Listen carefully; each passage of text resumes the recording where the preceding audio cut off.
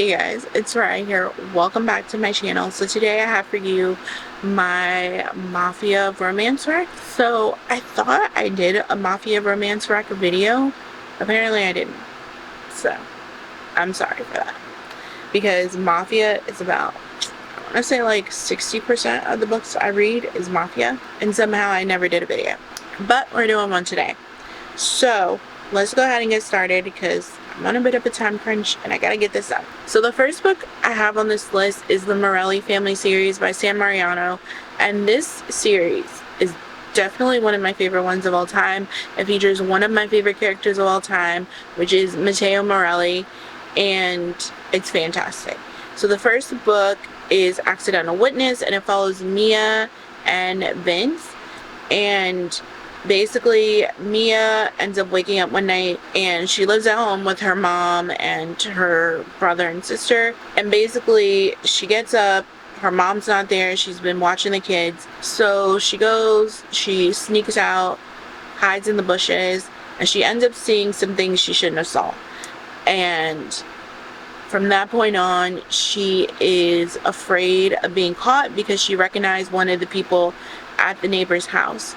And it's a guy she goes to school with named Vic. He's from a mafia family and he doesn't want her to tell anyone. And so he kind of like stalks her slash tortures her, or psychologically tortures her. He doesn't really physically torture her. And they kind of start up a relationship. I can't tell you too many things about this book because spoilers. And I also can't tell you too much about the series because spoilers. But just know Matteo is one of my favorite characters of all time. Just keep that in your mind and take my word for it that you should read this. Just keep that in mind, okay? You just have to keep it in mind.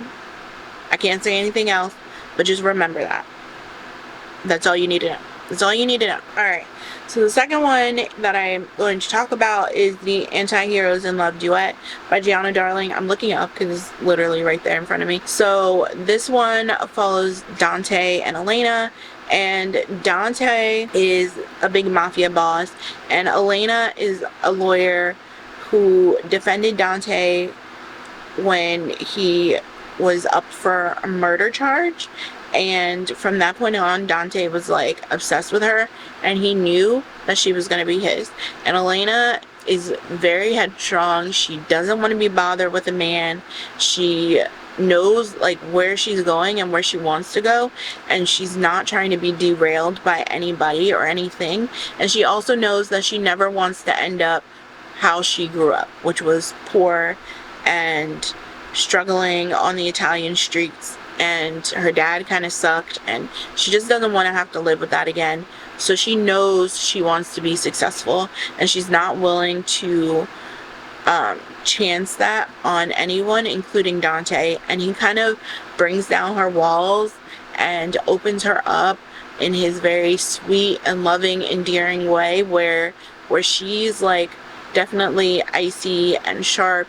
He is all corners, rounded edges, super sweet teddy bear. Now obviously he's not like super sweet all the time. He is a mafia boss, but for her, for family I should say rather, he is the nicest guy ever, and it is one of the best stories I've ever read. They are so sweet together. It's just fantastic. So next I have another duet, which is, well, technically it's a series, but the first two books are ones that have to coincide with each other, so I call it a duet because I only read the first two ones. I haven't read the third one, but that is The Oath duet by The Oath duet by Serena Ackroyd, and it's The Dawn is the first one, and then The Lady is the second one. So this follows Lucio and Jen. Now, if you read Serena Ackroyd's 5-point series, you met Jen and Lucia before. And Lucia is a Sicilian mafia boss who's trying to rebuild his empire after it was ruined by his enemies. And his family was kind of disgraced, and he's kind of trying to bring back their empire. And then you have Jen, who is an accountant, and she is fairly successful, but she knows for herself that she just wants a rich husband because she wants the security. So basically, she had a rough childhood where she struggled a lot with money, and she never wants to feel that way again, and she wants the security of having a rich husband. And so that's pretty much what she's out for. She proclaims herself as a gold digger, where she acknowledges that she just wants a rich husband, not somebody necessarily to love her, just for the security of it all. And the CEO sees her, and he immediately knows that he wants her.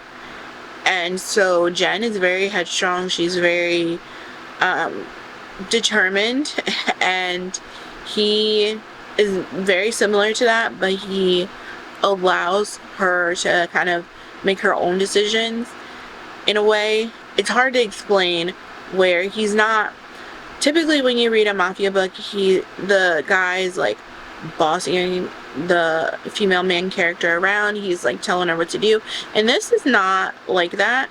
I mean, obviously he's trying to steer her in a certain direction, but at the same time it's like killing her with kindness versus trying to like antagonize and corral her into the direction he wants. You catch more flies with honey than you do with vinegar, that kind of thing.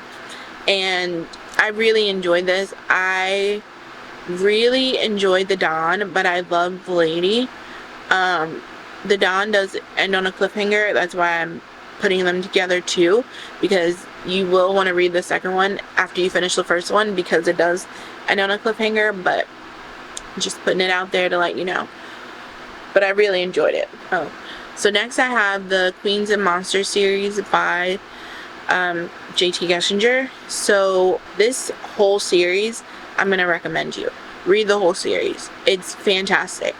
But we'll talk about the first one. So the first book follows Cage and Natalie. It's called Ruthless Creatures, because I know I didn't say that. But it follows Cage and Natalie, and basically Cage moves next door to Natalie. Now Natalie is trying to recover from the fact that her fiance just up and disappeared on their wedding day, and it's been, I think, 2 years since that's happened, and she has been kind of struggling with life ever since, and she doesn't really know where to go with things or how to cope. And Cage moves in next door, like I said, and he is the exact opposite of everything that she originally expected or looked for in a man, but he kind of hits all her marks for her. And so they end up starting up a relationship, and then he just disappears. And a couple months pass, and he shows up again, and basically he's come back to tell her her life is in danger, and he's there to protect her. So this story is so good. Apparently Cage works for the Russian Mafia, or the Bratva, however you want to call it, but I loved it. I love this whole series. I know a lot of people's favorite book is Carnal Urges, which is the second book, which is Sloane and Declan's book, and I do love that book. I do love Ruthless Creatures. I don't know if Sloane's book is my favorite book out of the series, but I do love Sloane's character, if that makes sense. But anyway, I digress.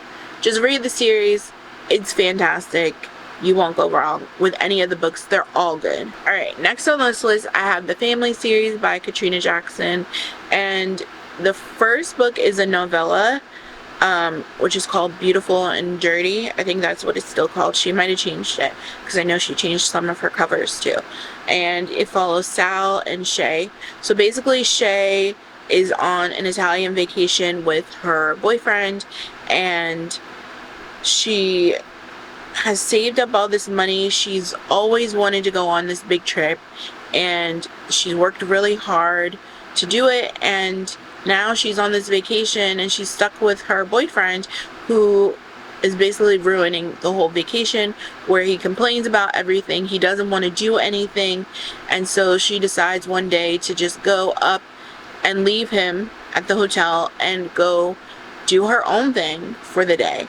And she ends up going into a restaurant and she meets Sal. And Sal is an older guy and he owns this restaurant, and little does she know he's also a mafia boss. But they hit it off, some things happen, it gets real steamy in the back room, and yeah. I want to continue. I've read The Hitman, which is the next book after this one, and it's Sal's enforcer, and continue with the series because I want to get back to Sal and Shay, and they're like the third or fourth book in the, or full length book I should say rather, in this series. So yeah, eventually we'll get back to it, but I had to take a bit of a break on that one. But I do enjoy it. It's definitely very funny too, because the characters don't take themselves too seriously. You do get a lot of their inner monologue, which I like, and you get dual perspective. Also good. So, very good. So, following up that and talking about how funny that series is, I'm going to talk about the Malice Mafia series by Coralie June. The series is very dark. It's a reverse harem mafia story. So it follows Jess, who, or no, sorry, wrong book. Follows Juliet, who is struggling to take care of her grandmother, and she works in this diner to kind of make ends meet. And she ends up meeting this girl named Vicky at the diner, and Vicky is the sister of a mafia boss, and they become friends, but it's secret friends. So they can't tell anybody that they're best friends, and the only time they meet up usually is in this diner. Occasionally they'll meet like somewhere else, like in the cemetery or something like that, but for the most part they only meet at this diner where Juliet works. Until one day, Juliet's brothers, or Vicky's brothers, show up, and they find out that Vicky has been talking to Juliet all this time, and they decide to take her and test her to see her loyalty and how much she actually cares about Vicky. And it's a reverse harem between Vicky's brothers and Juliet. And I don't want to tell you more than that. It gets real dark, but I really enjoyed it. I haven't finished the last book yet. I did start it, I just haven't finished it yet. I will say I like two of the brothers. One of them I do not. I'm gonna be honest. And if you read it, you'll understand why, but yeah. There are some really sad points in this as well, but I loved it. It's so good. It's so good. And all of the brothers kind of play their role within the family and within the business, or the family business, I should say rather. So they all have their different things that they do to keep up the mafia empire. Yeah. Just keep that in mind. Anyway, so the next one is taking a whole nother turn, and that is Ghost by Joel Abernathy. And this one is a male-male mafia romance, and you don't get a lot of male-male mafias. I've looked and I've had some, but not a ton. So this one follows Echo and Lorenzo, and basically you start off the story with Lorenzo. He ends up killing a rival mafia boss's son. And he goes home and he tells his dad, who's the current mafia boss, and his dad calls in Echo. Now Echo is known as the Ghost because he is a fixer. He takes people's problems, any of their dirty secrets, and he fixes them. And so when Echo comes, he basically makes this murder look like it was just like a mugging, an accident, whatever. And him and Lorenzo hit it off, but not because Lorenzo wants to. So he is gay, and if you've read a lot of Mafia, you know that being gay in the Mafia is very much frowned upon, unfortunately. So him being, or having feelings for Echo is not really something he wants, and it's him trying to avoid it and yet not being able to at the same time. And there's not a lot of people that actually know that he's gay. His brother does, but not many other people do. And it's them kind of fighting the pull they have for each other, and yet not being able to, as well as kind of contending with some things about their families and their past and how they ended up how they are now. It's interesting. I really enjoyed it.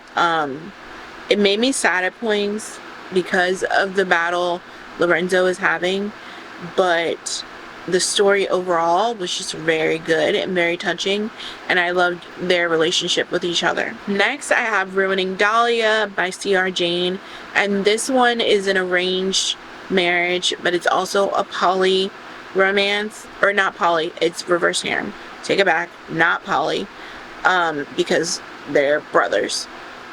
So it follows Dahlia, and basically when Dahlia was a kid, or a baby actually, all the mafia bosses got together and they had a meeting, and they decided that in order to create peace among each other, they would randomly marry off their children to each other to create ties within their families so that they wouldn't go to war anymore. And Dahlia is married off to Lucien, who is in New York, and Dahlia was in Italy. So she turns 18, and a couple of months before she turned 18, her father told her this, that she was arranged to marry Lucien, and then she shipped off to New York after she turns 18. Well, she's not happy about this, obviously, and in the beginning of the story, she basically ends up sleeping with her neighbor on the plane because she decides she's gonna pick who she loses her virginity to, you know. She's gonna take her own fate into her own hands, and so she ends up sleeping with the guy next to her. Unbeknownst to her, he is also the person taking her to her soon-to-be husband, and she just didn't realize it. So that's like a great start to the story. As you get into this, you also realize that each brother within this story has a very dark backstory for how they ended up how they are and why they treat each other the way that they do. They each have their own problems, their own hang-ups, their own baggage that they're kind of carrying around with them, and it creates kind of like strifes in their relationships with Dahlia because she doesn't know where she stands. You know, she's come to a new country, a new home, and she's in a house full of strangers who haven't really told her her place in this home.